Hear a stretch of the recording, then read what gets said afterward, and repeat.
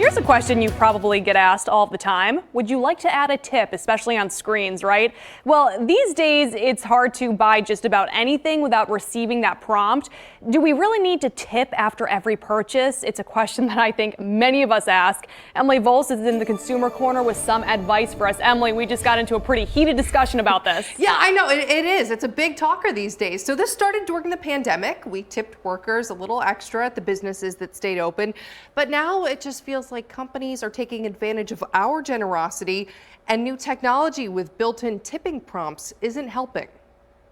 It feels oftentimes like companies are taking advantage of the consumer to, cover the cost of what these people should be getting in wages.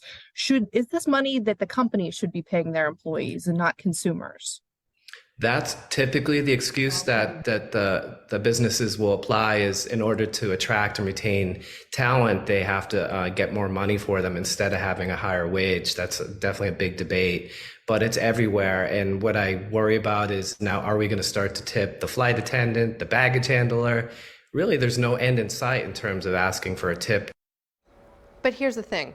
We don't want to be stingy with workers just because their employers aren't paying them enough. So instead, Mark suggests we come up with a game plan of when you tip and when you don't. Visit the same coffee shop every week? Might not be a bad idea to tip. But if you're just running into a convenience store to buy water and you get a tip prompt, feel free to skip it. A good rule of thumb is just kind of have a plan. Like if you're going to go out to dinner, have a budget. Don't kind of do it on purchase and just like randomly decide that everything's going to be 20-30%, because you're on your way to the poorhouse at that point. But I think you have to have a plan, like every week, what is that budget of what the tip is, and then kind of make your decisions before you actually do stuff instead of just reacting, because point of sale is where all the kind of the bad moves typically happen.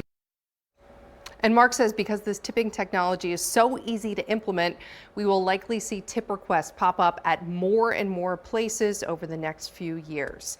In the Consumer Corner, I'm Emily Volz. Tammy, we got to figure out how to get tips via television. Right? I know, right? Maybe TikTok, right? Yeah, hey, if you like our services, feel free to give us a tip. That would be great.